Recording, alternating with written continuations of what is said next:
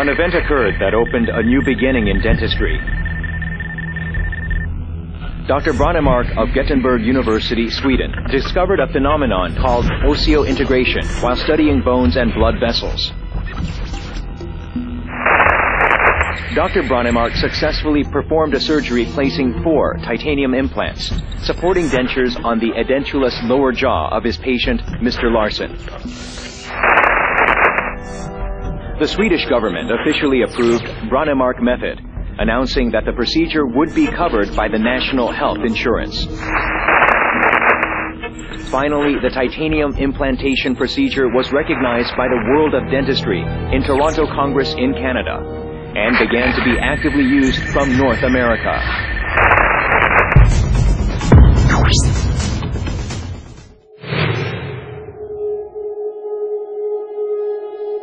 Since the commercial production of Brånemark implants by Nobel Pharma in Sweden began, many implants of various concepts from many different implant companies have appeared and disappeared. Still today, developments and improvements are being made to produce better dental implants.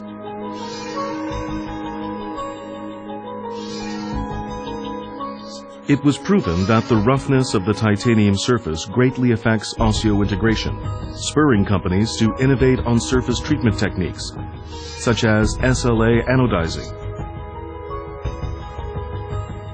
TiO2 blasting, TPS, HA, RBM.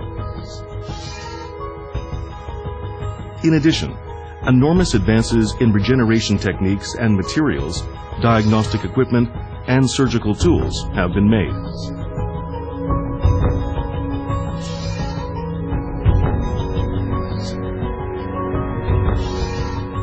This evolution has led to dental implantation becoming a technique that may be applied to any patient in almost any condition. After a fixture is placed in the alveolar bone, a period of time should elapse before loading, and then the abutment is connected in order to deliver the prosthesis. This has been the standard protocol to date.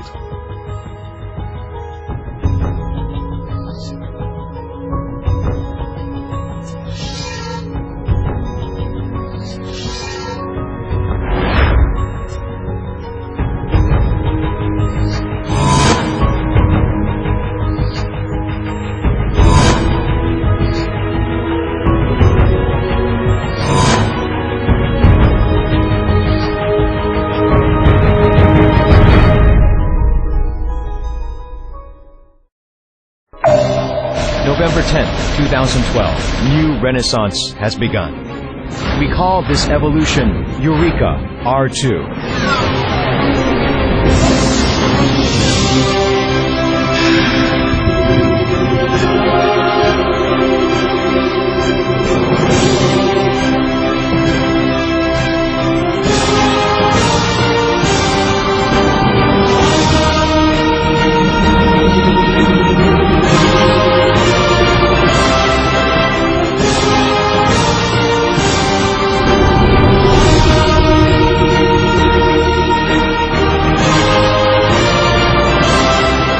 Eureka R2 is here and now.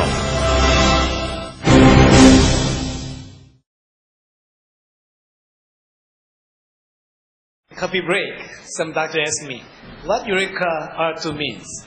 It's a good question. Eureka, you know, what is Eureka? So when I was a scientist in Renaissance theory,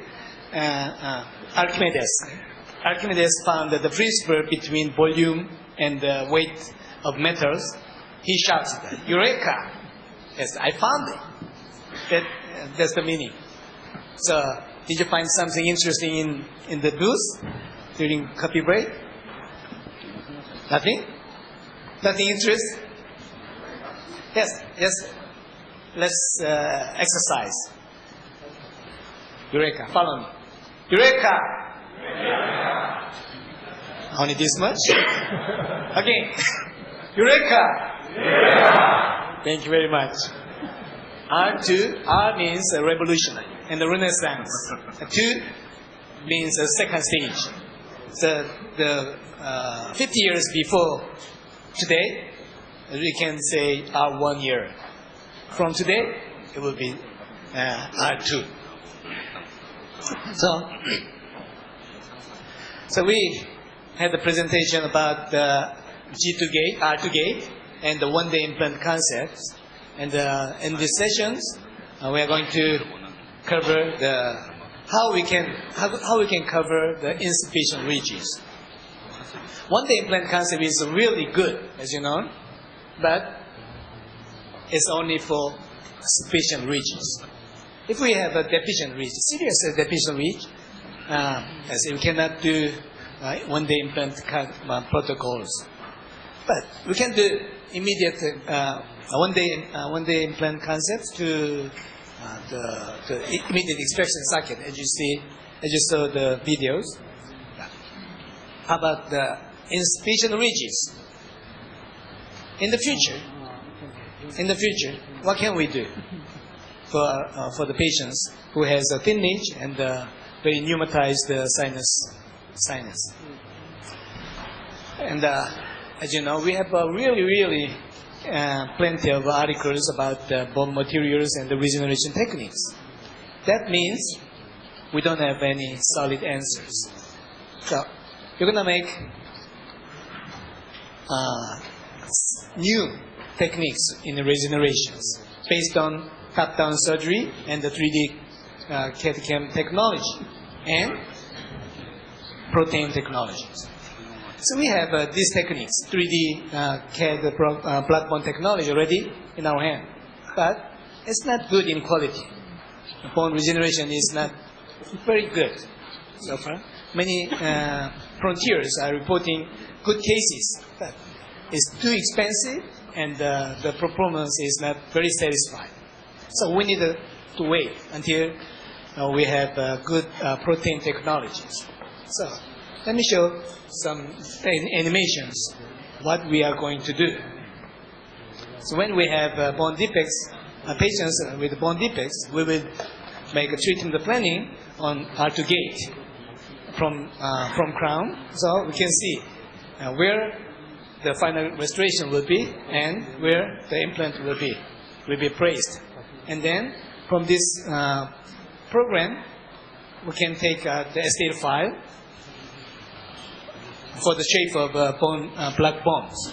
So we will make this with the RP technology, definitely, with the synthetic bone graft materials. And as you know, RP gate will make us surgical stent. So we can place implants immediately with any guide R2, and we can put the bone graft material, black bone graft material, immediately after placement of bone implants. And then, as I told you, we need to have some kind of protein technology. We don't know what kind of shape it will be, but anyway, we need it. So we will try to find and modify to fit our daily practice. Yes. Let me start with this simple classification of insufficient ridges. So we have socket defects and the low ridges with the massive loss of vertical height, and thin ridges with the cortical bone only and sinus graft. This is common defects we are facing every day with our patients. And what we have to solve these problems? Only two. The first one is bone graft material, and then some devices to keep this bone graft material until the bone regeneration finish. So, what kind of bone graft material we are using? It's very difficult, right? Some guys want to use autogenous bone always, but some guys have a good result with allograft bone graft, and some doctor like xenograft and the synthetic bone graft. It's totally different from doctor to doctor, and it's very difficult to change. That's why we decided to make everything. Okay? So you can choose whatever you want. So for autogenous bone, we made a very nice bone harvesting instrument named the Automax. And for allograft, we made the Megaos, and the xenograft, we made the Megaos bovine. And as a synthetic bond, we made the Mega TCP, 100% Mega TCP, and BCP, biphasic calcium phosphate, named as Bond Plus. We have everything. Let me explain briefly about these materials. Automax, it looks like a trephine bird. I think this is the best way to harvest autogenous bond. Very simple. It's composed with two parts. The cover and the trephine, and it has 4 different diameters of diameter, and it has staple stops on 4 millimeter, so you cannot go further even you want. So it can protect important anatomy from accident. So after opening the small flap with simple incisions, you can connect trephine Automax with protecting cap, and you have to match the end exactly with the tip of the Automax, and it should be adapted perpendicularly to the bone surface. And you can use 500 to 800 RPM with the irrigations. Don't pump, don't move, going back. Just go straight to the bone. When you reach the 4 millimeter, the Automax will stop. And then when you take it out, you will have a lot of bone. So usually you can harvest 1 cc of autogenous bone in 10 seconds, as you see. So if you need more, you can try once again. So this is a simple video to show how we can harvest autogenous bone. So this is the best area for you to harvest autogenous bone. So on the Buckeye shelf. So as I told you, the tip of the flat bottom of the cover and the Automax should meet with bone perpendicularly, not obliquely. And then you will have a bone immediately. If the bone area, bone table is wide enough, I'd like to advise you to try 6 millimeter. So you will have more than 1 cc of bone immediately. And if you need more, you can go on the other side. Usually, from one Buckeye shelf, you can make 4 holes. So I think this is enough for two big bone defects like this. And if you need more volumes, I'd like to advise you to mix with beta TCP or BCP instead of xenograft and allograft, because it's expensive. So autogenous bone itself has very good quality, and you can mix some synthetic bone only for volumes. It can protect, it can keep the space during regenerations. And feature and benefit, I think I don't need to explain one by one. 10 seconds. Immediately you can have bone, and you can repeat to use bone Automax at least 5 times. But I usually use more than 10 times. It's a secret. Yeah. Let's look at the Megaos. We launched this bone graft material almost 3 years before, but I found that the quality of regeneration is really excellent nowadays. I used the Oragraft more than 10 years as American allograft. But recently, the quality of particle became worse and worse because donor is very difficult to find. So manufacturing facility, Megaos is made at the Korean pharmaceutical company, one of the biggest pharmaceutical companies, and we order according to our recipe. Manufacturing process is same. The donor, we are using American donor for US markets and the Korean donors for Korean markets. And the particle size, this is very important point. all our bone graft material has really strict regulation on particle size. As you know, dust, small particles, less than 250 micron, can make inflammation instead of a bone regeneration. So it should be eliminated from packages. And Megaos has a particle size from 450 to 700 microns.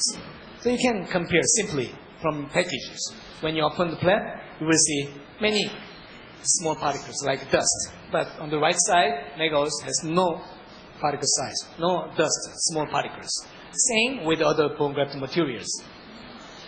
Megaos bovine is new. We launched recently. We use low material, no, not LOU, LAU, sorry. RAU. Mistake, thank you, sorry. And low material from Australia is declared as clean area by BSE, and it has a great porosity and interconnectivity like this. It's not easy to make this kind of quality of porosity. We need to use special technology. Compared with the other companies' allograft and xenograft, it has really nice porosity, more than 75% and 99% interconnectivity. The last one on the lower is BIOS. As compared with BIOS, it looks similar, but BIOS has more cortical portions. The uniform granular size, absolutely, and no crystallization. If you see the microscope with higher magnification, you will see the porosity from osteocyte. So if you use a high temperature to remove protein, so all the bone can be crystallized. Sorry.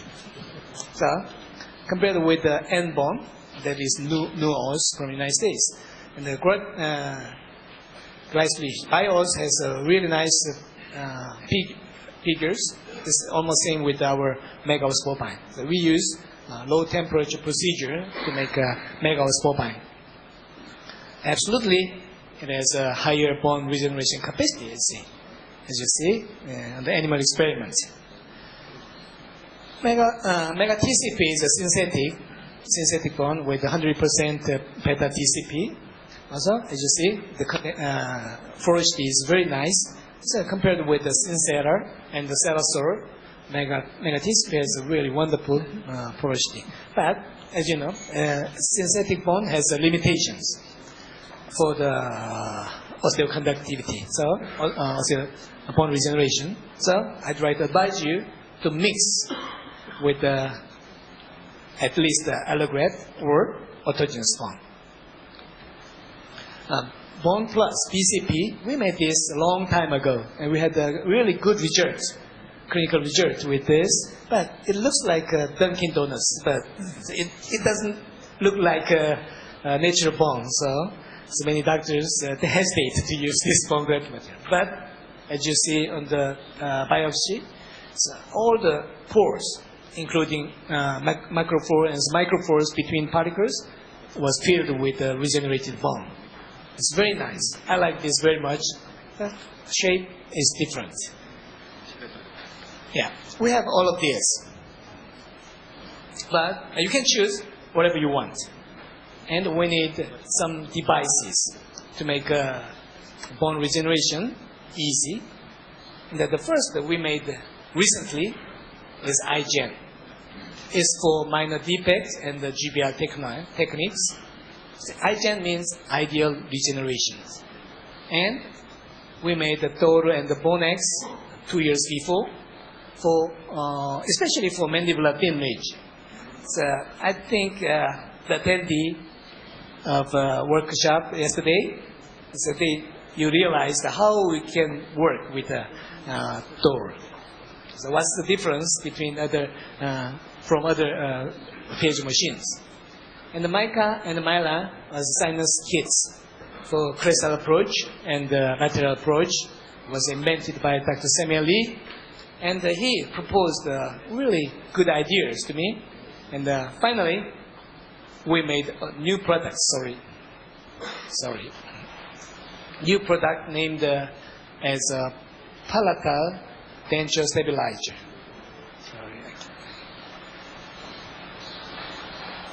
Sorry. Okay, let's go.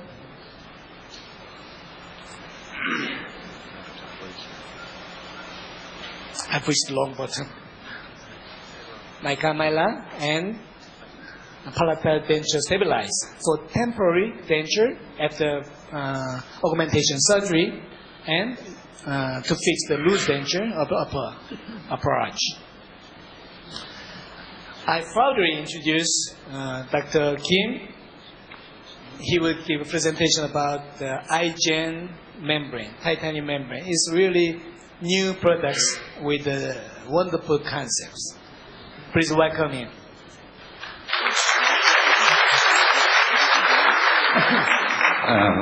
Thank you for kind introduction, Dr. Park.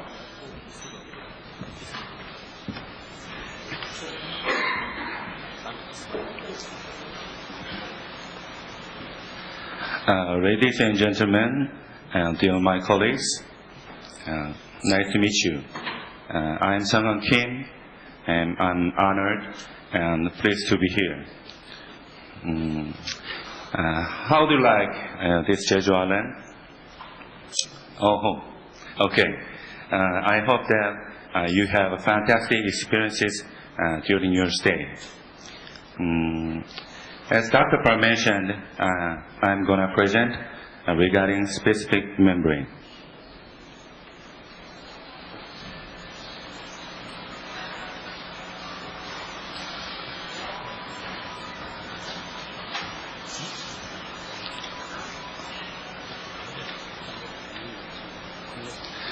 Before presenting about a membrane, as you all know,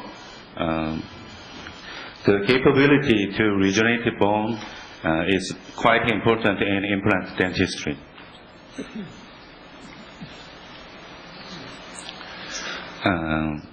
I have learned from great clinicians about various bone regeneration techniques. As you see,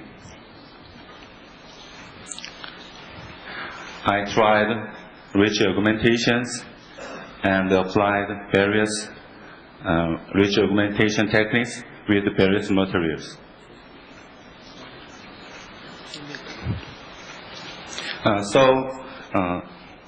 After that, I've attained successful outcomes, and these made me proud of myself.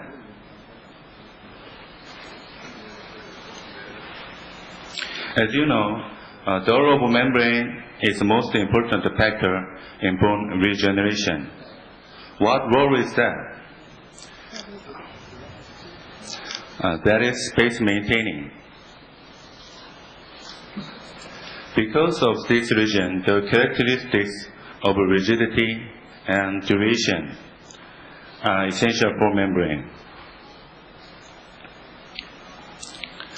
Most materials choice are titanium reinforced Gore-Tex membrane and titanium mesh. But as you know, these membranes are as difficult to handle as a Lamborghini is to drive.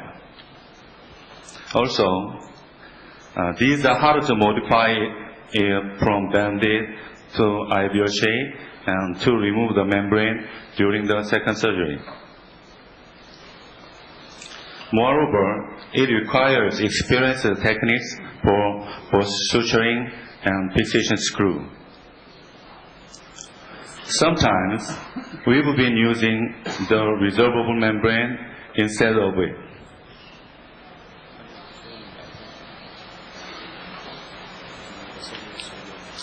But the result of using resorbable membrane is not what we want.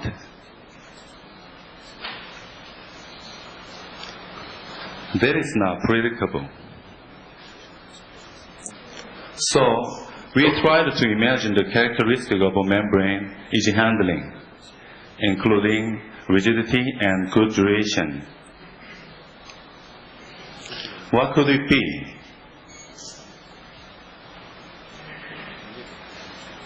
In this step, we have to look back at differences between natural teeth and dental implant. Why does an implant need more bone than natural teeth? What amount of bone does it need? How can we make it?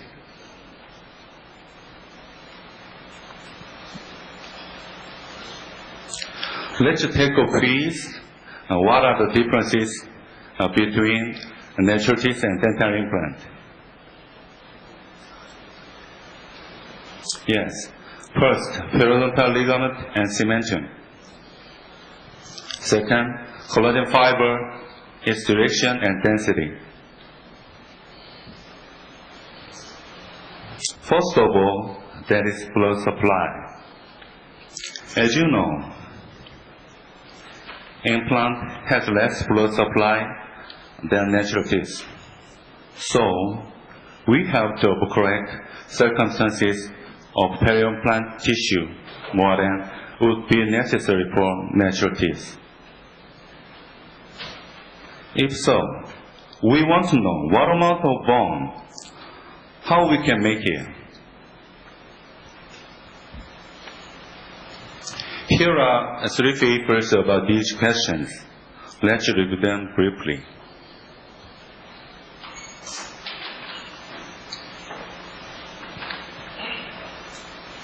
First, Dr. Nojawa group has studied the remodeling pattern of soft tissues around the implant for more than 10 years. They suggested that the thickness of gingiva would be stable when it is 1.5 times thicker than height of gingiva. Why does it show this? The main factor of this result comes from blood supply. In other words, the biotype of peri-implant tissue must be different from natural teeth.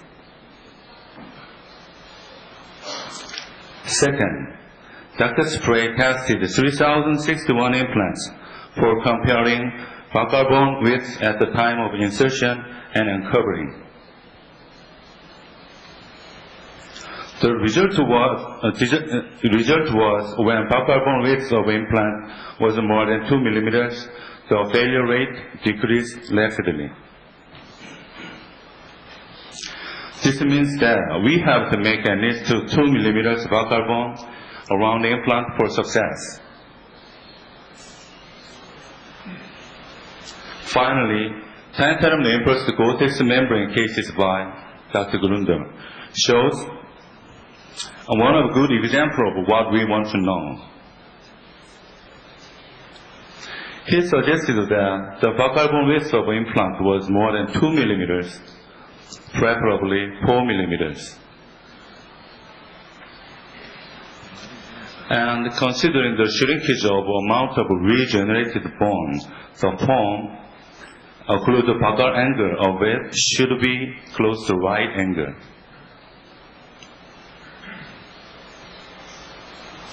All these give us an idea of the membrane we want. Adding in the factor of easy handling,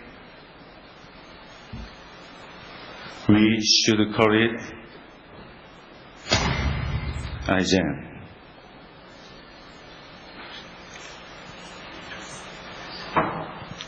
Let me show you how we designed iGen. Let's assume that there is a bone defect like this.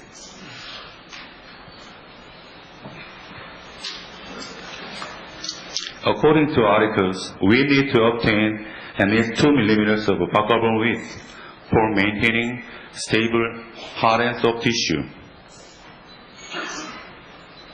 Using non-supporting membrane has frequently problems.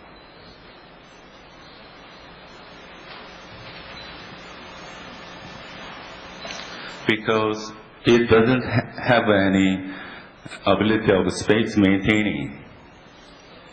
Therefore, often resulting in large amount of bone resorption. In other words, the result of using non-supporting membrane is not predictable.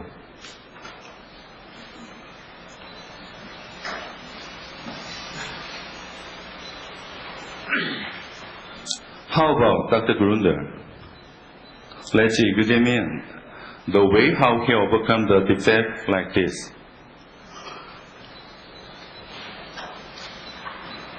As you see, he grafted a large amount of bone materials like this, forming a shape close to the right angle. Then, he used titanium reinforced Gore-Tex membrane to maintain sufficient space.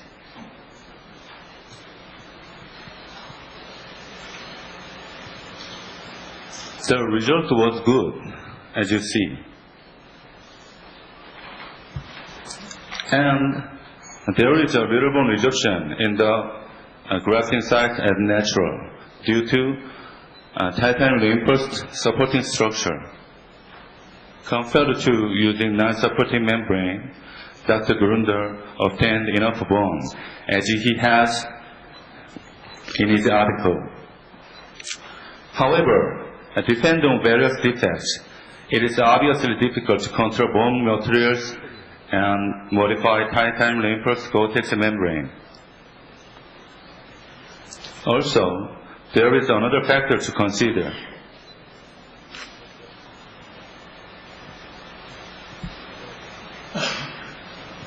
Vertical directional remodeling.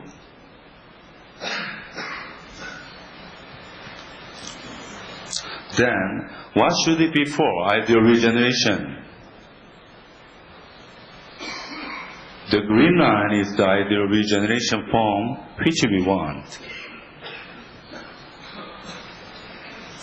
As I mentioned before, to avoid common mistake of using non-supporting membrane, the vertical space maintained must be at least 1 millimeter or more. Because of various factors, there will be 0.5 to 1 millimeter remodeling shrinkage, whatever membrane is used.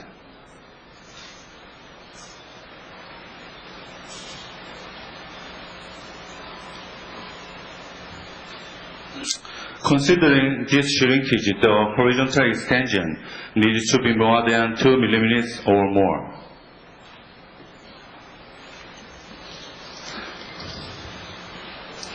A 100-degree blunt occlusion buccal angle will be helpful to avoid soft tissue irritation. To adapt the membrane to the bone, an apical skirt is needed.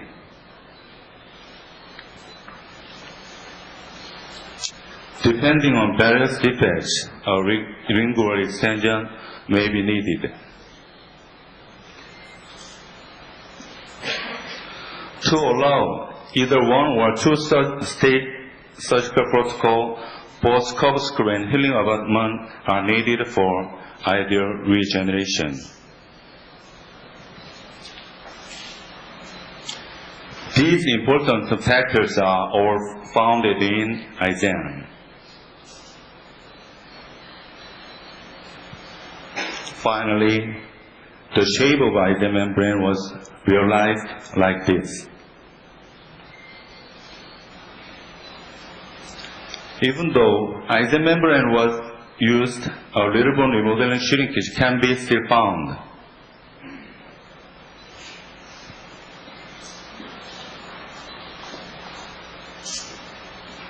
Because the membrane was designed to consider this remodeling shrinkage, even though a little bone remodeling shrinkage is occurred as always, the amounted bone which you want is protected.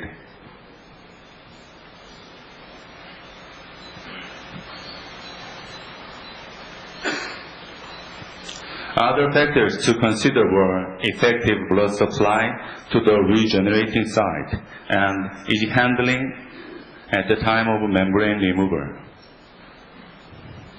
So, the position and size, number of holes were controlled like this.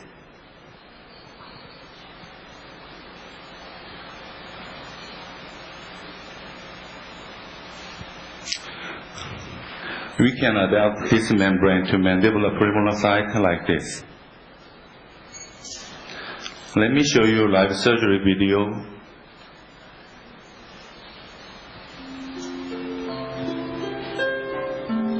One day, 42 years old male patient came to our clinic. He complained of pain and mobility from root fracture on mandibular premolar site.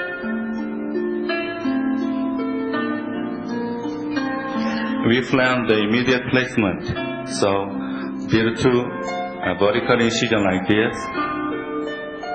After flap elevation, curate all inflammatory granulation tissues.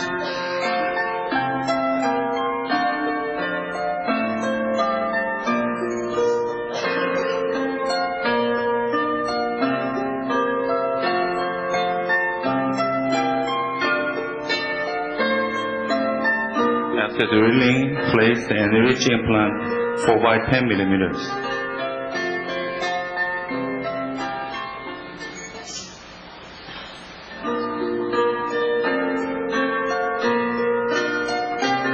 After that, place the flat abutment for adjusting the bone level and compensating for remodeling shrinkage of a vertical direction.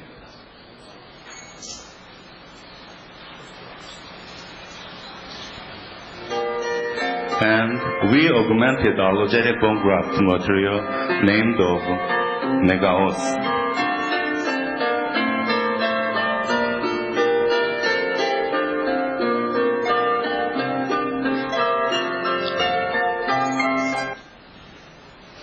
And then place the IgM membrane and IgM healing abutment connecting to the flat abutment.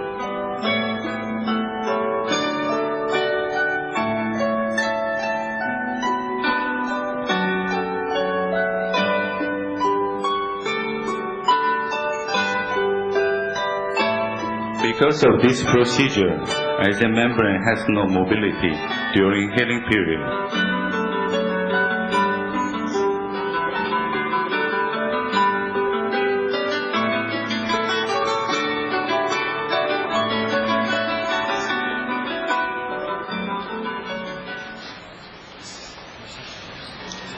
Finally, watertight suturing is done by one-stage surgical protocol.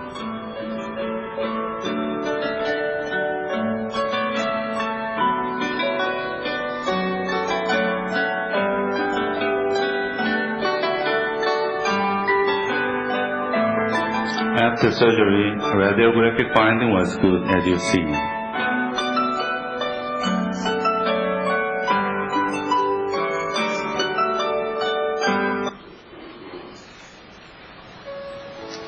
Three months later, the patient came here for second surgery and membrane removal. The soft tissue around the IgM membrane was good, as you see.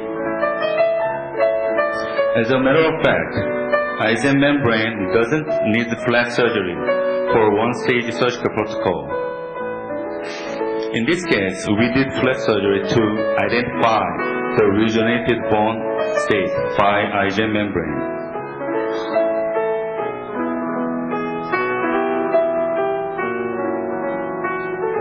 You can identify easy removal of membrane only with a pincet.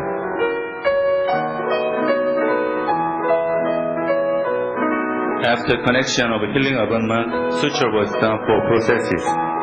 Also, the radiographic finding was good.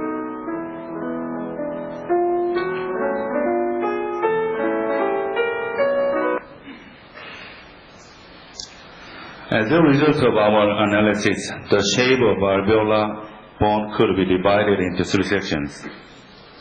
According to crestal width and based on this ridge, horizontal extension could be divided into three kinds, from 4.5 to 6.5 millimeters. If you use the ISM membrane and it's 2 millimeters of buccal bone, width would be promised automatically by its specific design.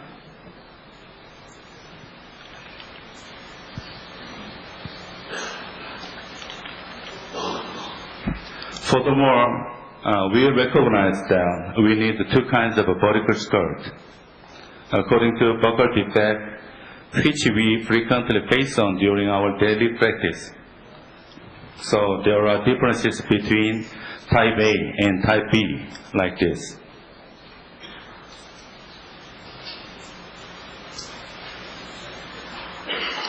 Also, depending on various lingual defects,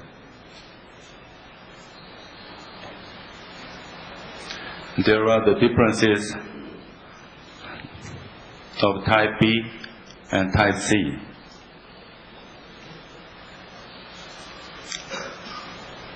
And the existing of lingual extension part.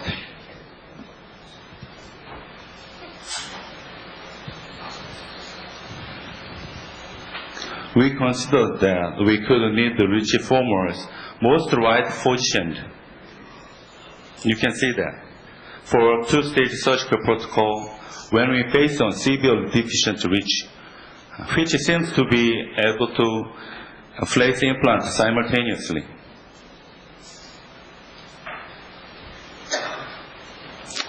Even though there was a bone defect in the mandibular molar area, according to the shape and size of the defect, instead of using a wide ISM, we could select to use a small type ISM membrane on molar side. Therefore, we can use ISM membrane on any defect with various applications as looking like this.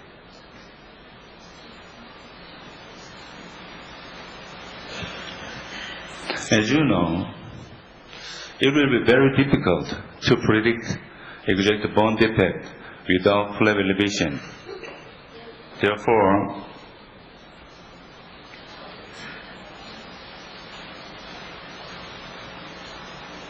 we made basic packages for you.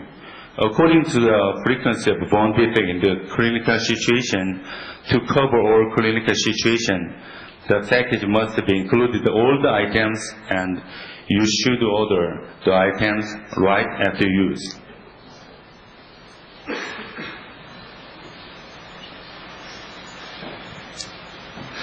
Please keep in mind, the ISM membrane will guarantee you ideal regeneration to cover the most frequent minor bone defect in your daily practice.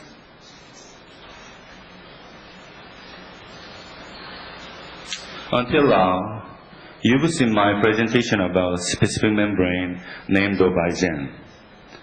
In case of a minor bone defect in your daily practice.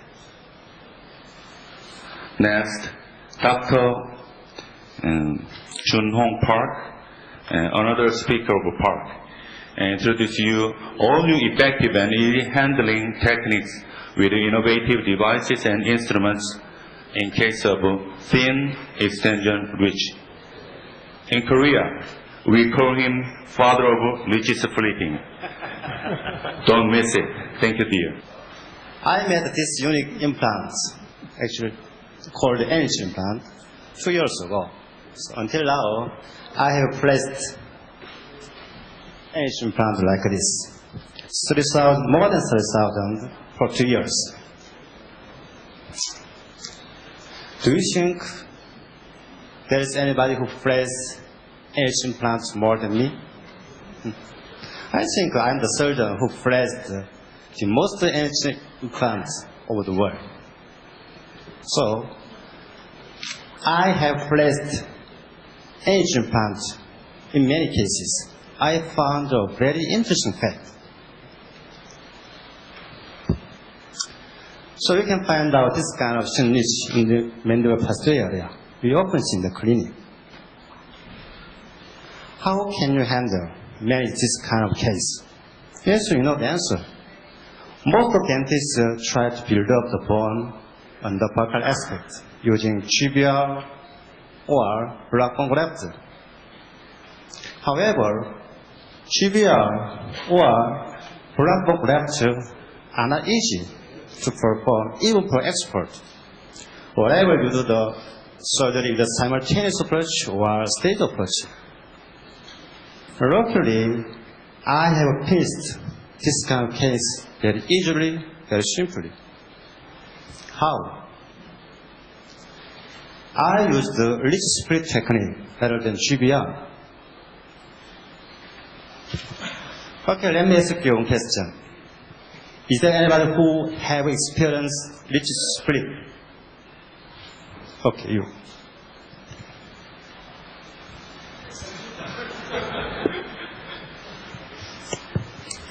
You don't have any experience with split. Really? Okay. Where are you from? Where are you from? Okay. Taiwan. Okay. Why you didn't do the ridge split a lot in many cases? Memory. I lost control of it when it is spread too long. Really some typical split ridge, right? Okay. How about you? Come again? Did you do the ridge split a lot in many cases? Yeah, sometimes actually when I need just only to increase the width of the ridge. It is simple or difficult technique? It's technical demanding actually. It's not simple. Okay. I hope you guys say, hey, it looks simple and easy after my lecture. Okay?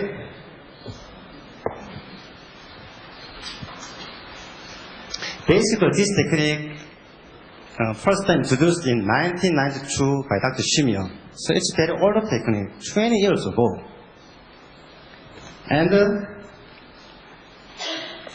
many studies have been reported. According to researchers, they say when ridge split technique is compared with GBR, it's less invasive and makes faster newborn regeneration. Yeah, sounds good. However, I didn't do ridge split in many cases before meeting NH implant. Why? Let's look at this picture I did in the past, maybe 6 years ago. So I made 4 bony incisions, 2 horizontal and 2 vertical, like that. And 4 by 10, 3 implants placed like this. Look at the picture over there. You can see green patch. Okay, looks perfect. That's good. And the allograft was filled between implants and the buccal aspect. 3 months after surgery, we can see excellent result. Yes, good. How do you think this case? So it looks beautiful, but difficult, dangerous surgery, dangerous technique. I agree with you. Let me show you the conventional ridge split technique. I did in the past like this. We have seen ridge in the partial mandible over there, so we have to make bony incisions. We need 3 or 4 bony incisions, depending on bone quality. And then insert the chisel into the incision line and hit the head of the chisel with the mallet, like this. And then twist the chisel to get the flexibility of the buccal plate. However, careless handling of this instrument may cause complete fracture of lateral plate. It often happens. I think that this complication may make most of dentists avoid using this technique often. So, many dentists try to develop a simple surgical technique. So they change the bony incisions, 3 bony, 4 bony incisions, and careful the children and the mallet, and the careful implant placement, something like that. But it's not enough. For most of you, to the ridge split, in many cases, simply and safely. It's not enough. So let's think about the implant design. Do you think that this implant design affect to successful splitting? These are conventional implant designs over the market. So external type, internal type, the thread design. Yes, it's not a concern. They have different designs, but they have the same core structure for ridge splitting. What it means? They have a flat bottom, straight body, and wide platform. Same core structure. How about the apical part? The diameter of the apex is much bigger than width of the chin ridge. So we need a big hole to place implant. That's why we make the 3 or 4 bony incisions to get the flexibility of a focal plate. So let's see this edge implant. Edge implant has some better characteristics. First, the diameter of apex is very small, 2.3. This means we need just a small hole for implant placement. Let's see the clinical case. We can see thin ridge on the cresta. However, the base is very broad. This is a common thin ridge case. Usually, we can see the thin cresta and the broad base in the mandible. It's a common case. So I made the 1 crestal bony incision with the fusion machine, and then 2.0 millimeter drilling was done like this. And then 4x10 implant was placed like that. Do you think it's possible to place implants through the small hole? Okay, let me show you something another. Second, the edge implant has different core design.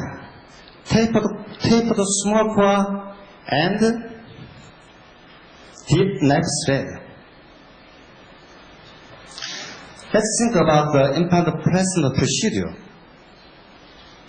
If you place this kind of a thick and square type conventional implant,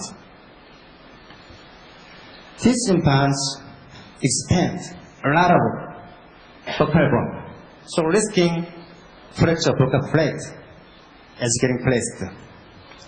How about the implant? Edge may not expand as much in a labial plate compared to this conventional implant. So it looks a good structure for ridge splitting. And the third, the edge has the smaller diameter on the platform compared to thread diameter. This means less stress is applied on the crestal area. Let's see the picture. The picture shows the stress distribution of a conventional implant compared with the edge implant. So we can see the minimal stress on the crestal area with the edge implant, much less.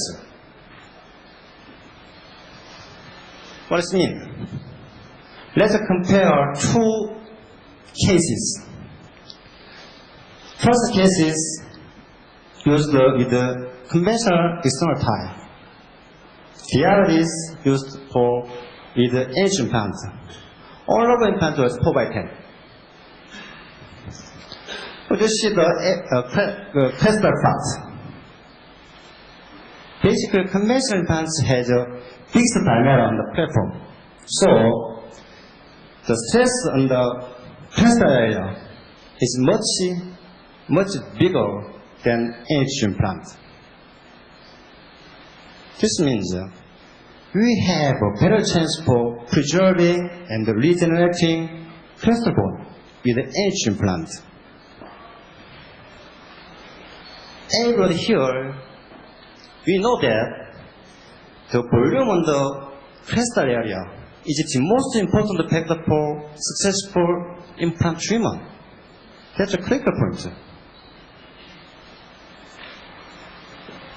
So let me summarize everything. NH implant has three characteristics: smaller diameter of the apex, tapered core with a deep left thread, and narrow profile. I think that this implant make the reachable technique quite simple surgery. Let me show you how you can place implant simply in the mandibular posterior area. So you can see chin region, the mandibular posterior area. Yes, we need a bone incision, but I did just only one horizontal crestal incision with a piezo machine, like that. It takes just 5 to 10 minutes. And then we need smaller with a less drill. That's it, and place the implant. One thing, when placing multiple implants, place the first implant to depth of half length of implant, and then place second implant again to depth of half length. After you can place the implant completely to the ideal depth. I think this kind of state approach is gentle for the plate. And then you can put some graft material or leftover, synthetic, whatever else.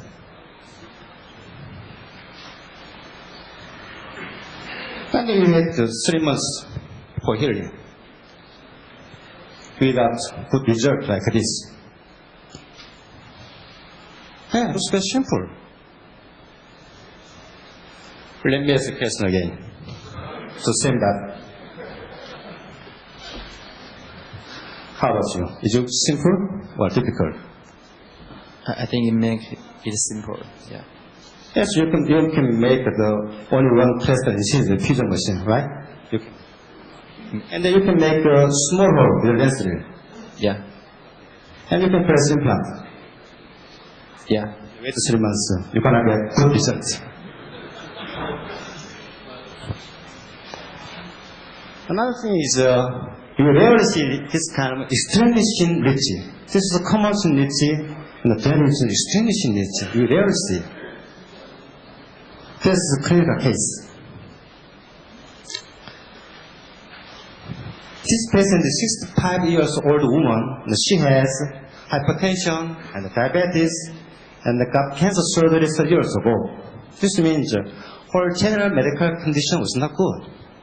So she wanted to get strong teeth before going to heaven. So how can you do? GBR or Brabham left? Yeah, possible. However, she may not be able to endure the difficult surgery and the long treatment period. So I have to split the ridge. I have no choice. What's the problem? The width of the alveolar crest looks almost 1 millimeter. And then not progressive, just a thin ridge like this. Can you split the ridge with a piezo machine?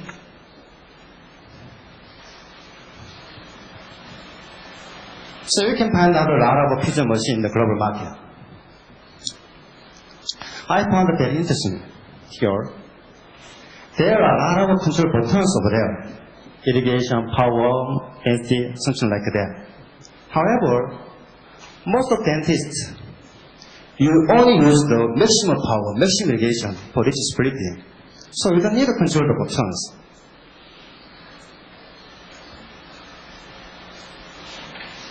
This is the tool I use. This very simple machine. is already set on maximum irrigation and the power without extra control button. If you push the button, they work on maximum power. And I checked the thickness of the sortie. The Tower has the thinnest sortie in the global market. It's good when you split the ridge. So I like this Tower. Of course, the price is very affordable, no problem. And now see the clinical case. Yes, I split the ridge with this piezo machine. Actually, I used the expander before place implant. I want to do step by step. However, we can see some fracture on the anterior area. And the point punch was placed successfully like that. Our left was filled with implants, and ours used the reservoir membrane over there. Again, I waited 3 months after surgery. It looks beautiful. Healing, it looks good. And as I mentioned before, I sometimes use a bone expander. So, if you want split ridge more slowly and safely, it's very useful to use it. There are 4 types of expand in the global market. I prefer 2-piece type. It's more be handy. And their sale is just fit to any implant. Let me show you how we can use the bone expander. Of course, we have to use from small size to larger size. 1 tip. I recommend to keep the smaller size in the ridge, while large expander is placing in its position. So I want to expand the focal plate step by step. So if you find the focal plate is flexible, now you can place the implants. So nowadays, I generally use the bone expander. Why? I want to get excellent results all the ways, all the times.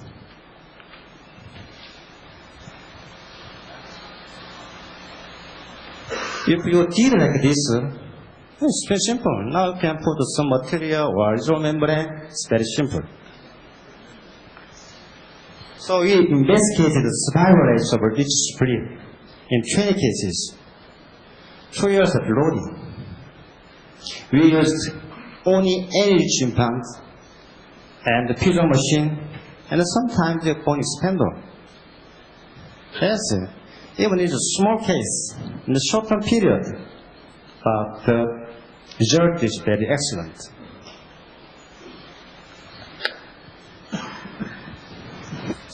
Okay, now I have your attention, please.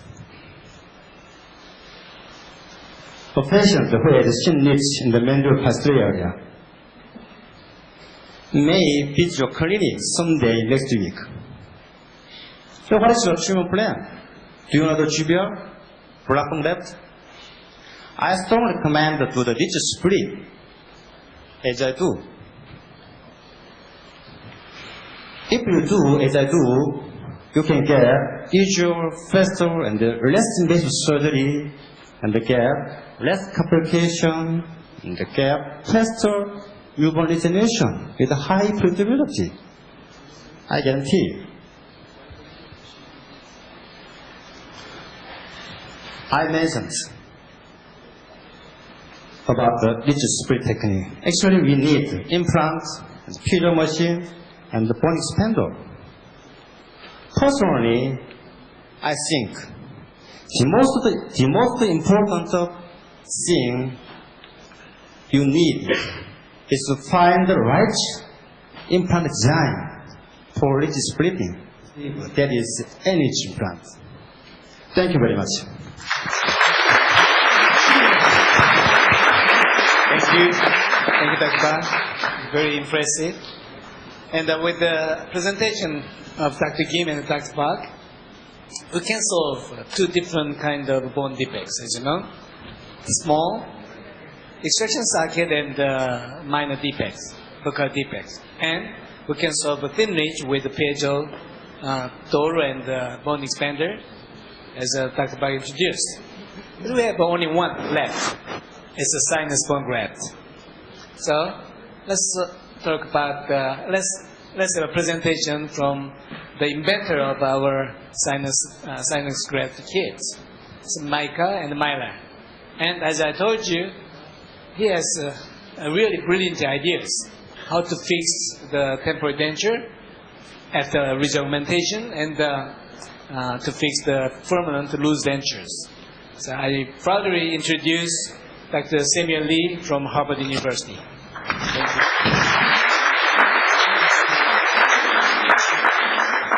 Thank you, Dr. Park. I hope that you're enjoying beautiful island of Jeju, Korea, and I welcome you to my country. It's always most difficult to be the last speaker because of BLS. You know what that is, right? Before lunch syndrome. But I'll try to keep you entertained for the next 30 minutes. So even though you have a hungry appetite, please bear with me. I personally enjoy a lot doing lateral window technique, ridge augmentation. However, my patients do not enjoy when I do lateral window technique, as you can see here. And today I would like to share with you how we can simplify the sinus grafting technique so that you and the patient can enjoy at the same time.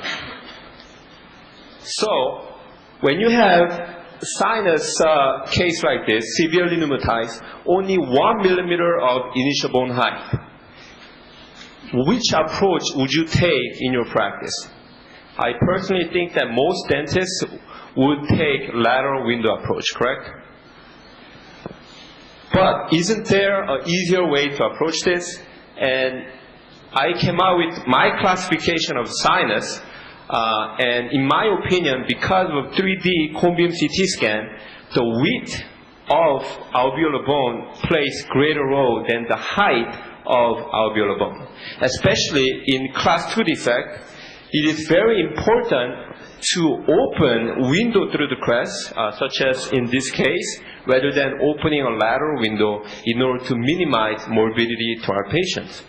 Because whenever we raise big flap beyond mucogingival junction, going into basal bone, then patient tends to have more morbidity, pain, and swelling. And your patients will not enjoy the implant treatment. And because of improved surface, I think short and wide implant is an excellent treatment of choice for our patients, but it requires minimum, in my dictionary, minimum of 6 millimeter bone height and greater than 12 millimeter of bone width. Now, when we have greater than 6 millimeter and less than 12 millimeter ridge, then it is okay to do a blind technique because all we need to do is lift just a little bit in order to augment the sinus.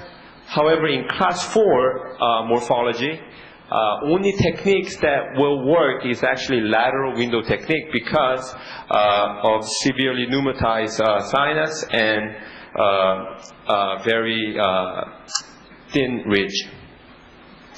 So in this case, as I've mentioned, I think the best approach for our patients is through the crest. I would like to make palatal incision for many reasons. Because we're making window through the crest, it is very important that we make palatal incision so that in case of perforation, you do not have flap opening within your crestal window. So after small palatal incision, we will utilize my improved version of sinus drill called Sinus Express Burr because it will penetrate the bone penetrate the sinus floor without perforating the Schneiderian membrane.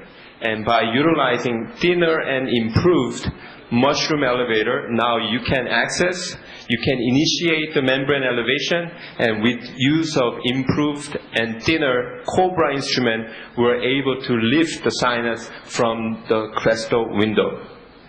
And we can pack some putty bone to fully elevate the sinus, as you can see on your left. So this technique is great because this is the only crestal approach that is not a blind technique. Every other technique that is out there is blind technique. Therefore, you have no idea whether you got perforation or not. But with this technique, it's not a blind technique. In case of perforation, at least you will know how to manage your perforation. Now, when you have severely pneumatized but pretty wide ridge, I do not recommend to do a lateral window technique. Not because of morbidity, but because if the ridge is pretty wide, it is difficult to elevate the palatal wall. As you can see here, if the ridge is pretty thin on the upper jaws, it is easier to fully elevate the palatal wall. But if the ridge is pretty wide on the bottom jaw, it is difficult to fully elevate the palatal wall. And there has been a recent study which shows that wider the ridge, the vital bone formation is much less, and the quality of bone formation that we get from the sinuses are much less compared to thinner ridges.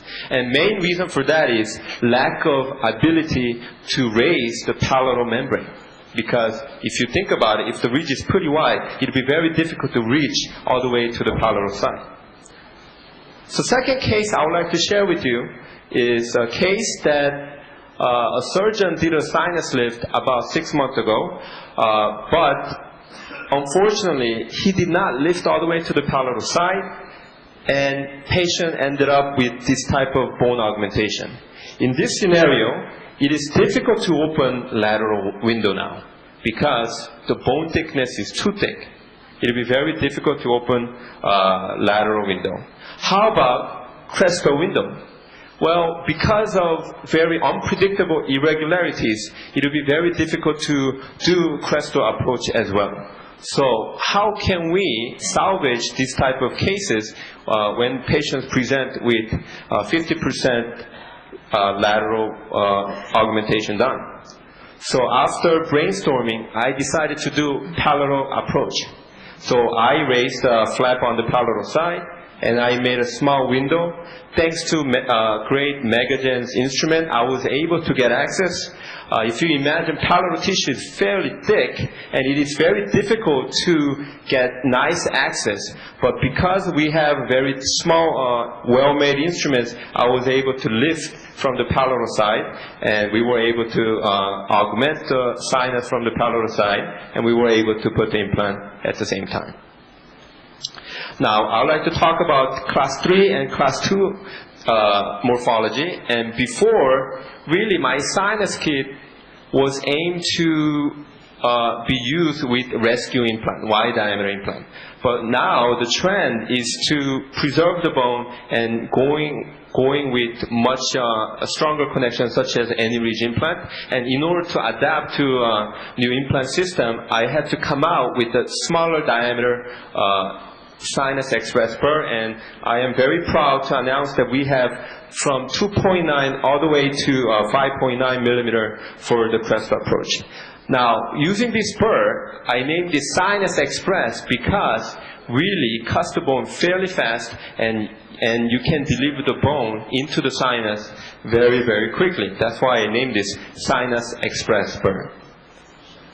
So let's look at the typical class 3 defect. We have a very uneven sinus here.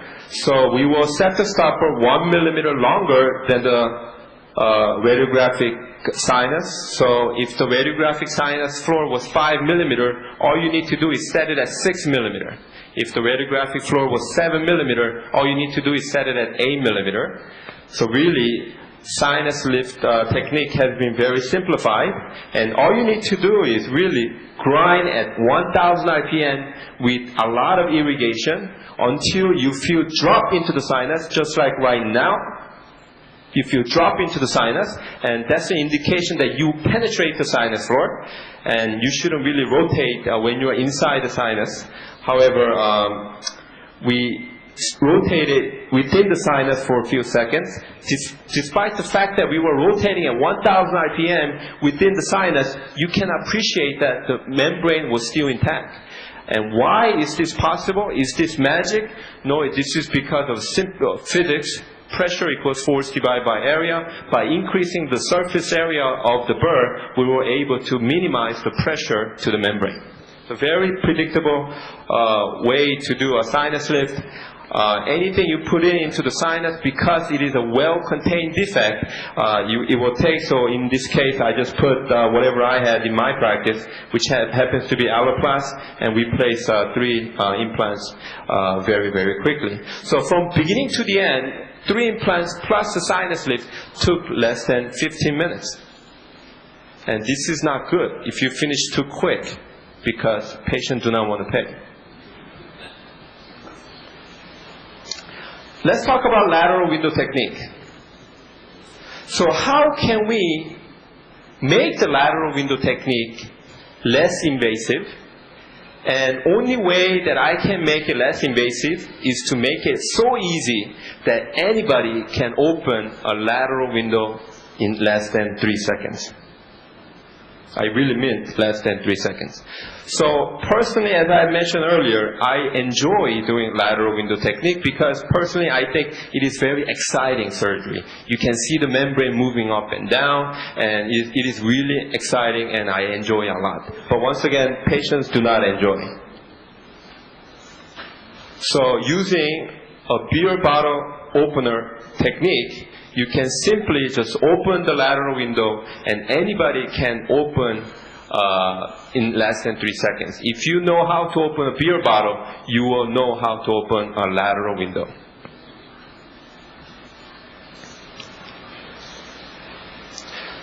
Due to limited time, I will just share with you one lateral window case.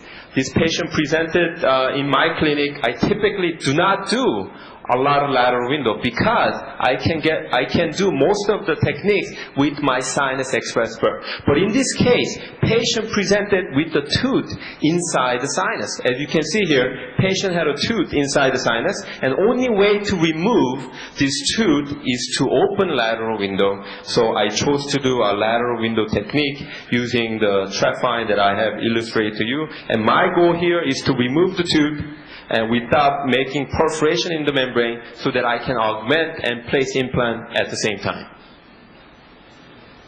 So minimal flap is mandatory for me to make it as minimally invasive as possible.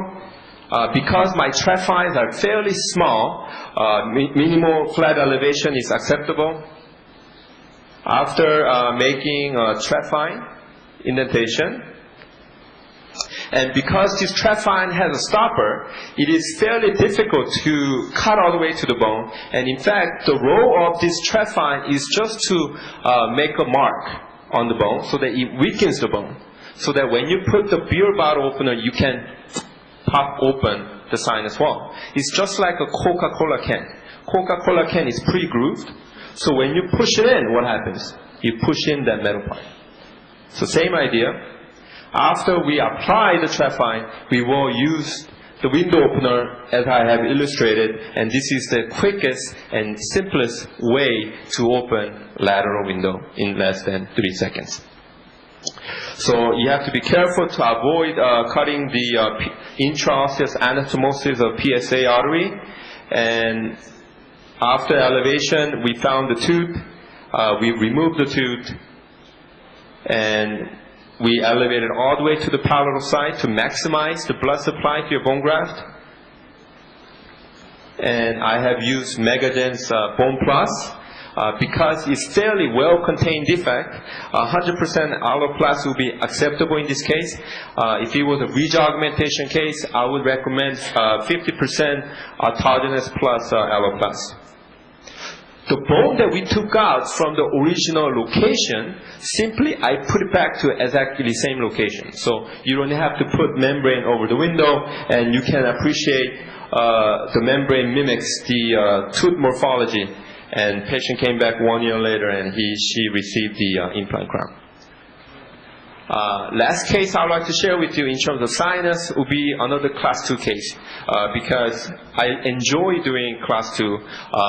Matter of fact, majority of the techniques that I utilize in my office will be a class 2 technique, because I do not want patients to end up looking like a chipmunk after 1 week. So in here, you would think that you would open a lateral window, correct? Because it's severely pneumatized, and most people recommend lateral window technique whenever you have less than 5 millimeter bone height. But once again, most important aspect will be the width of the alveolar bone. If the width of the alveolar bone is pretty wide, why are we making lateral window? Why don't we make crestal window so that we can lift the sinus from the crestal approach? So always in this type of cases, I always start with the mandibular surgery, because by doing mandibular surgery, I can collect a lot of autogenous bone, and I have collected more than 3 cc's of autogenous bone from the mandibular implant osteotomy site. So when I go to maxilla to do the sinus lift, once again, my flap elevation is not beyond mucogingival junction, and it is very minimally invasive for the patient. I don't have to worry about the artery, and as you can see here, this is not a blind technique. This is like making 4 small windows, and using the specialized burrs, making this window should not take more than 2 to 3 seconds. And we will utilize the Cobra instruments to fully elevate the buccal and the palatal wall. Once again, if the ridge is pretty wide, using the lateral window technique, it is very difficult to elevate the palatal wall. But because my window is at the center of the crest, it is equally easy to lift the palatal and the buccal membrane. After membrane elevation, I will put some allograft in this case. After we put the allograft, I have sutured the patient, but as you can see here, I have little worry. Because I have stabilized all this implant with just 1 to 3 millimeter of initial bone height, I recommend that patient not to wear any denture. And the patient said, "Are you crazy? I need my denture today." But I know that as soon as patient wears denture, this implant that I worked so hard to stabilize will go up to the sinus. Just like this case, patient wore a denture and implant was found under the orbit 1 week later. So I highly recommend the patient to be out of denture, but he said, "No way, I need my denture today." So what I have done is I utilized just any mini implant. Fortunately, patient had a tori, maxillary tori, and I put 2 implants on the front, and that was beginning of my journey in palatal implant stabilization. And I have realigned his denture to my mini implants, and patient walked out with the denture on the same day. Fortunately, everything went okay, but there was 2 disadvantages to the system. Because only FDA approved mini implant is at least 10 millimeter in length, actually the implant came out through the nasal mucosa. It was too long. But because it was a temporary, it was acceptable, because I was planning to remove the implant. Number 2, the attachment that I had was a ball ring attachment. Because it is a ball ring attachment, every time patient swallow at night, because I instructed the patient to remove the denture, it bothered the tongue, and the tongue had an indentation. Every time he swallowed, the tongue was pushing on this implant, and it really made the tongue very, very uncomfortable. So, without this implant, I don't think this permanent implant would have been integrated successfully. but because they held in place and retained the denture, we were able to restore all the implants, and patients were very happy. With help of my mentor, Dr. Park, we are proud to announce that we have finally developed palatal denture stabilizer. I would like to talk about my palatal denture stabilizer because it plays a big role in my practice, especially when I do extraction and when I try to deliver immediate denture. You know how sometimes that immediate denture does not fit? But by putting 3 or 4 palatal implants, we're able to stabilize any denture that is loose. So as you can see from this video, every time we do a full mouth implant, we will grind the buccal flange, especially when we do GBR, and because we don't want that unwanted force on the buccal wall, and because we remove the buccal flange, it is difficult to stabilize the implant.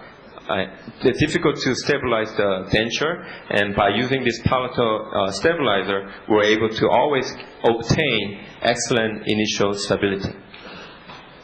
So let me go into detail in terms of how we can utilize this palatal denture stabilizer. First, I highly recommend CT scan because everybody has a different morphology of palate. So you want to find the thickest area of the bone, because more bone to implant contact you have, it will be more favorable for your patients.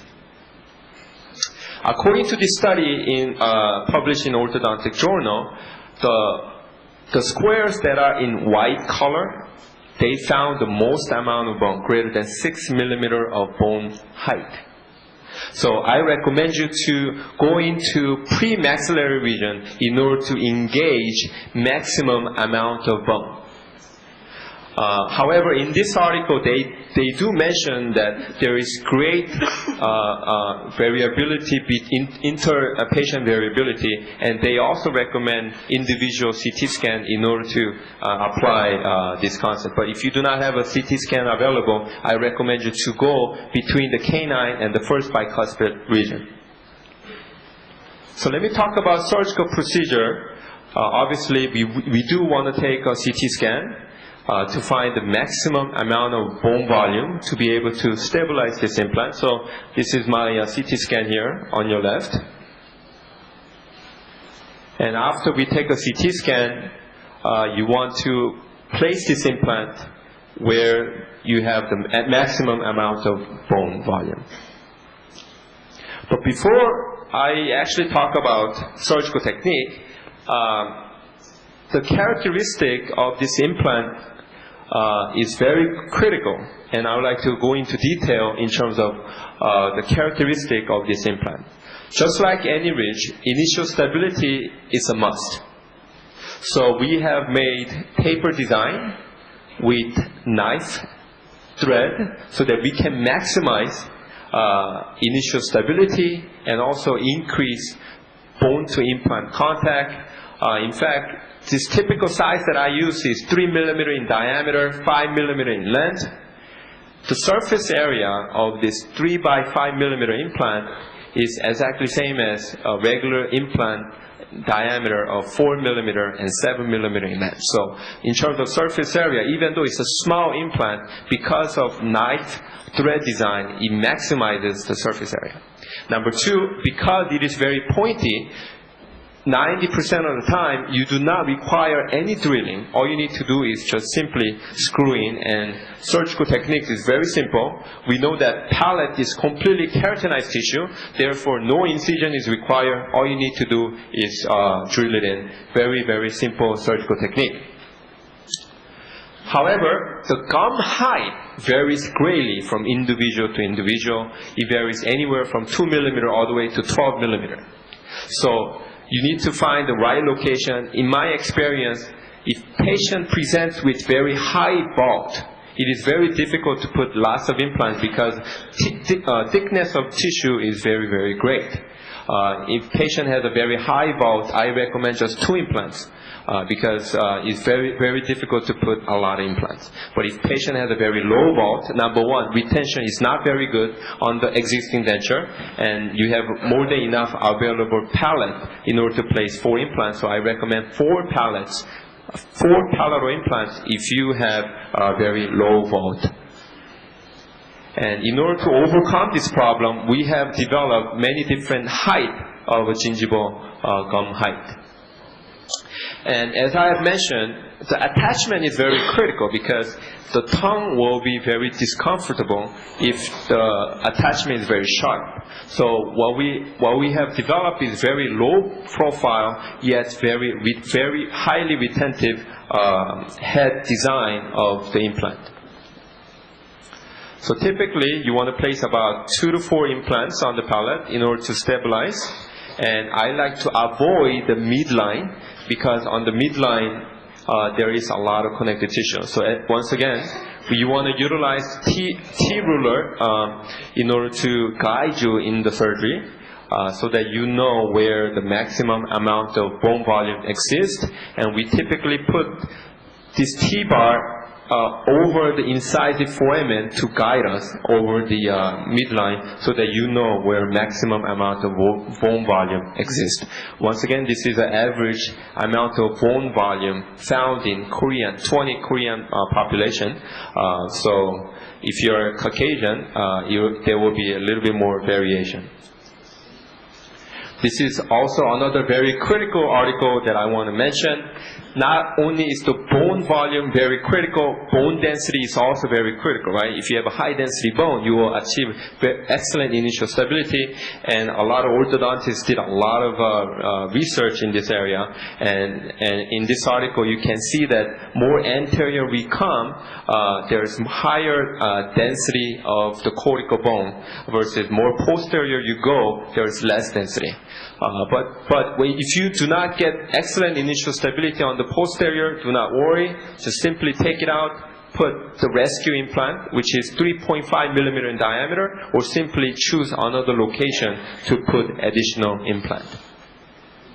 So because everybody has different height of gingival gum height, what we have done is we put a kit together for you so that you don't have to have a headache of choosing which implants. Because every patient is different.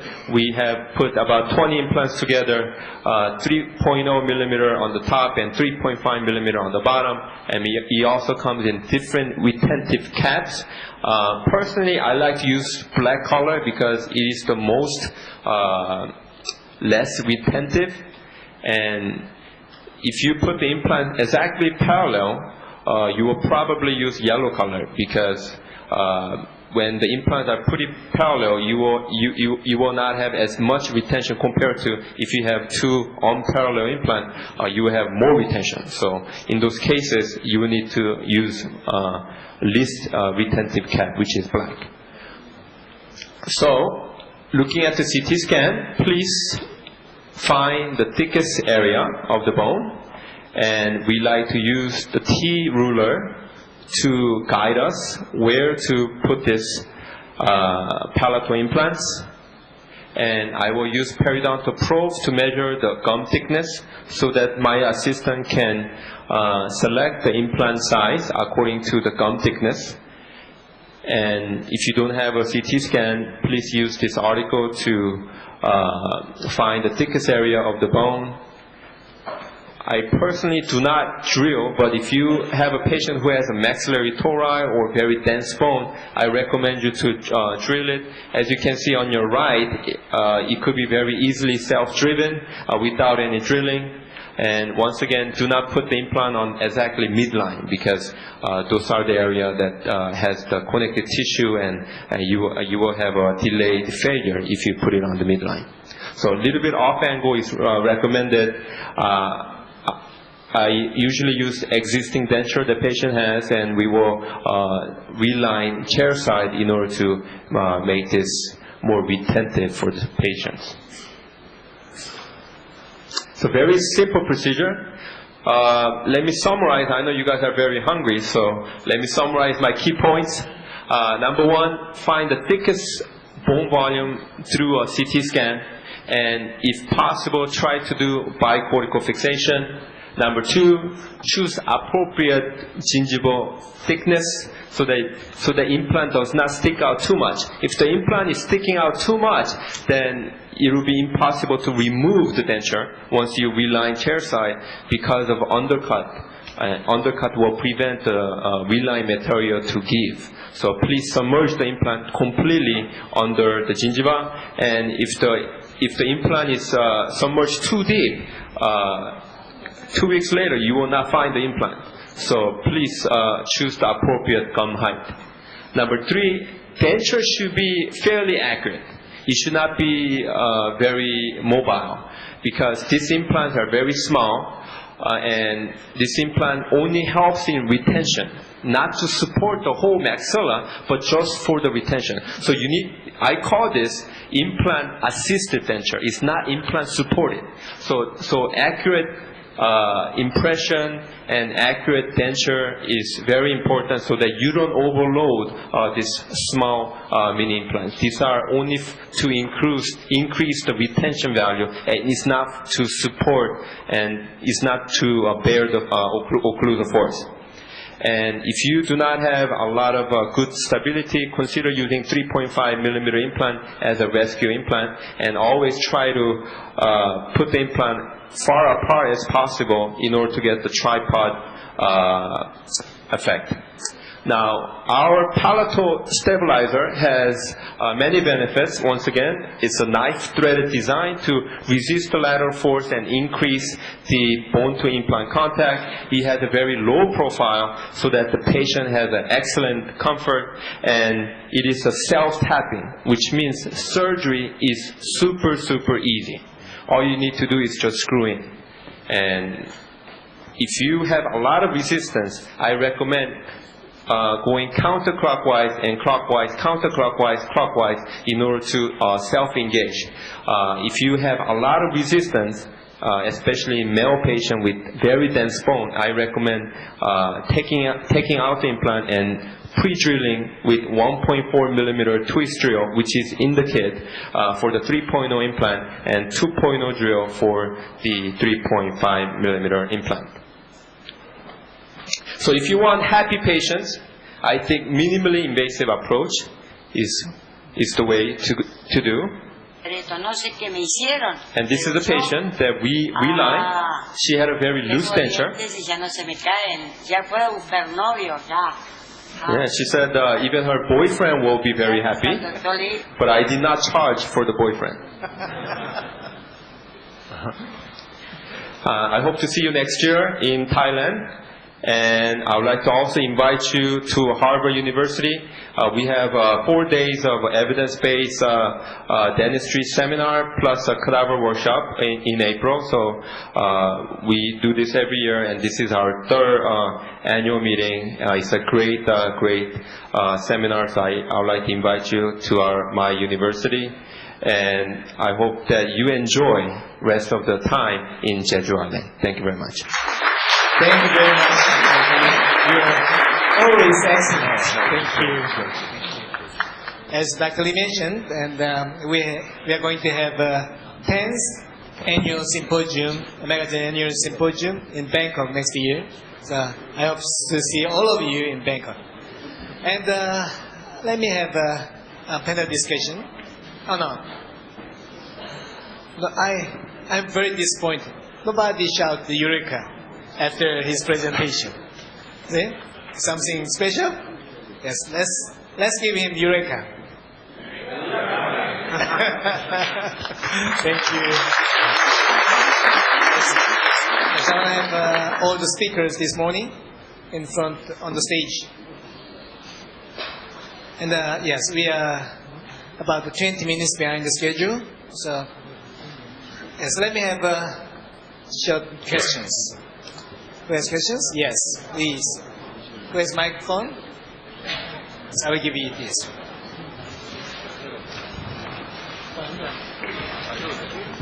Thank you very much. My question is about the hygiene. Is it reusable? We can sterilize it and reuse it, or just use for one time? For iGen membrane? Yes. As is, the base material of iGen is CP titanium grade 2. So you need to use only one time, single use. Sorry for that. I have another question also about the ridge expansion for the speaker. Did he have any kind of dehiscence because of the pressure of the buccal blades in his cases? Any kind of threads exposure or dehiscency? Dehiscence, you mean? Yeah. Yes, please, let's have an answer from another Dr. Park.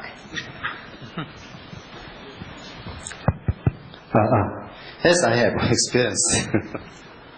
So actually, I have some failure in maxilla and the mandible. So if you have find the density is very high, means density 1, you have to be careful. It's very hard to split the ridge, even we use the edge implant or expand something like that. So I think we have to make a bone incision one more, 2 or 3. So I got some crystal incision when I did ridge split technique intensity 1 in the mandible. So now I do the ridge split with 3 bone incisions intensity 1 in mandible. Okay? Thank you. Thank you. Thank you for your question. Thank you. Any other questions? Yes.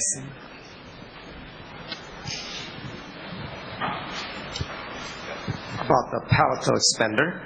I know this is kind of real new product. However, what kind of longevity do you expect? Is this going to last years like a regular implant, or is it something just only during the stabilization process? Thank you. That's an excellent question. The longest follow-up I have is 1 year. Fortunately, it was successful throughout 1 year, but I do not have anything longer than 1 year. We did submit as a temporary device to stabilize during the healing process. However, if we find a good long-term result, hopefully it will be a permanent solution, thereby helping more people.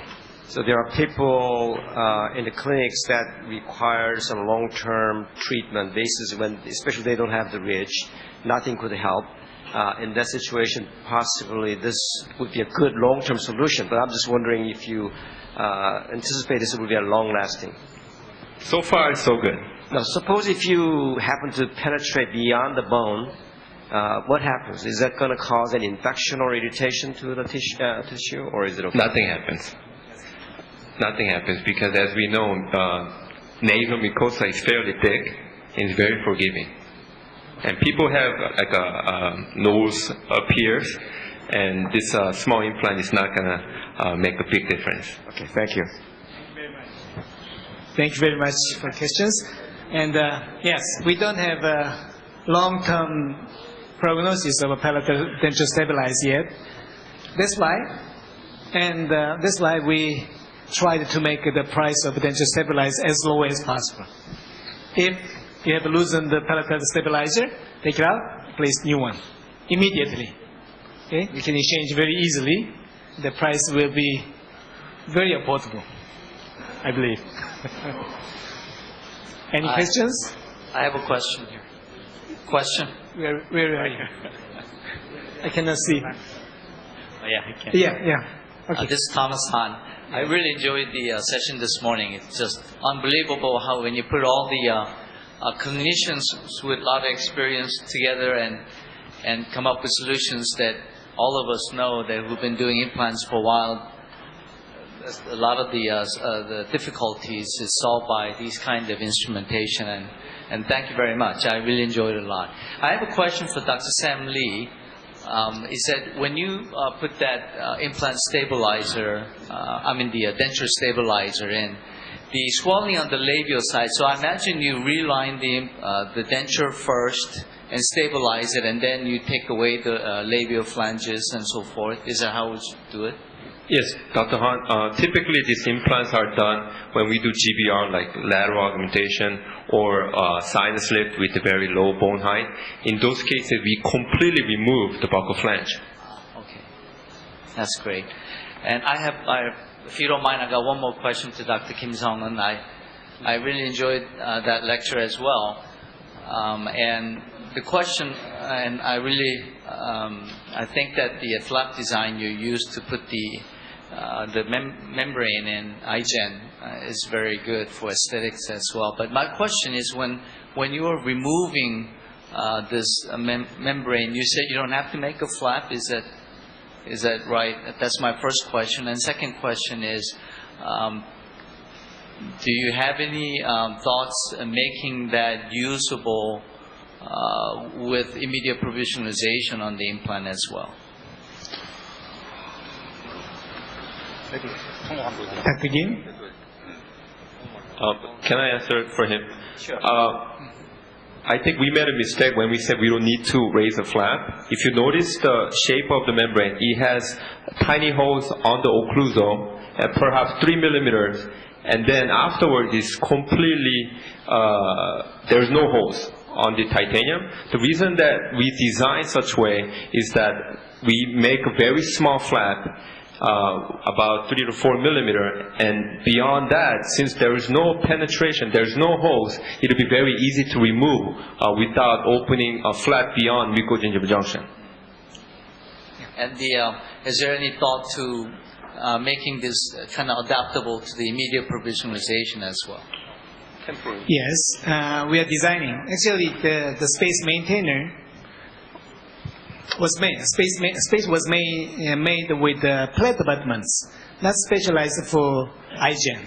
It's a common kind of abutments for permanent prosthetics.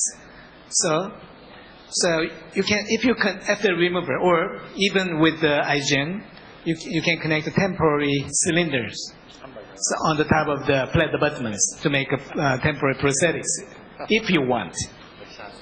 So that's one of. I used a straight driver, if you remember the video, and it is not too hard to make them parallel. But if you use the handpiece contra angle to place implant, it is very difficult to remember your angulation. But if you use the straight driver, it is not too difficult to make them parallel, number one. And number two, even if you are off, because of undercuts in the head of the implant design, it will be forgiven. But if you make a 90 degree, it will not be forgiven. Thank you. Thank you for questions. Yes, one more question from this side. Thank you. I was thinking actually if there is any thought or any idea to use this denture stabilizer as a permanent solution for the lower overdenture. I mean, two implant supported overdenture as a permanent solution and reasonable solution. Yes. In those cases where vertical augmentation is not possible due to patient's health reason, me and my colleagues, like Dr. Isaac Tao back there, we have placed implants on the lower jaw, and it's excellent, because the quality of cortical bone is way better than maxilla, so the longevity is much, much better. In fact, we elected not to take out the implant. After doing implant therapy, permanent implant therapy, we elected to just keep the mandibular implant as a permanent solution. Yes, people think similarly. we thought that. So within our group, and we're gonna extend the length only to make overdenture implants like this. Thank you very much. Any other questions? Yes. Yes, already 30 minutes behind schedule. Regarding the ridge splitting, what is the limitation? You can go up to millimeters, but if there is no cortical bone between those, cancellous bone between the cortical plates, it's kind of hard to split and expect that would generate bone. See, so, and also I didn't notice any of you were using some decortication in terms of using GBR or membrane or anything like that. So can you comment on the limitations of ridge splitting, first of all? And then secondly, you don't use the decortication method anymore? Yes, first, the limitation indication. So basically, I focus on the bone density So actually, density 3 is very good for ridge splitting. We can split very easily the ridge. Density 3 is best for ridge splitting. And the density 2 is quite good. Actually, it's very difficult to density 1. They have always the extreme chin ridge. I also review. So I sometimes use the ridge split and sometimes use the black bone graft depending upon patient condition. As I mentioned, the woman in the case, the special case, 65 years old, general medical condition was not good. I have no choice, so I did that. Sometimes I use the black bone graft. And I think in maxilla is a different situation because the cortical bone is a little bit weak compared to mandible. So if you use splitting the ridge is a little bit easy compared to mandible. However, we may lose the labial flap, means it will be resolved if you spend a lot in the maxilla. So be careful. That's the point. And I usually use the bone graft to fill the gap and buccal side. And I always use the reservoir membrane to cover that. Once a time, I did a lot of approach. I press implant without extra anything. No graft, no membrane. That means I found a little bit gap. So I may be gain some neuronization, even I do not everything. But sometimes I got good excellent. And sometimes I got some resorption in the crestal area. So nowadays, I always fill the graft material between the implants and the buccal aspect to prevent some chin ridge on the buccal side. And I always use reservoir membrane. That's easy work.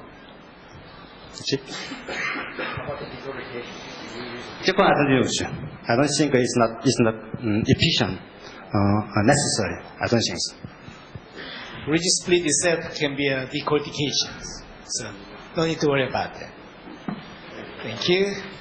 I think it's time to have a lunch, and all our speakers will stay in the booth. So whenever you have any questions, please don't hesitate to contact with us. Thank you very much.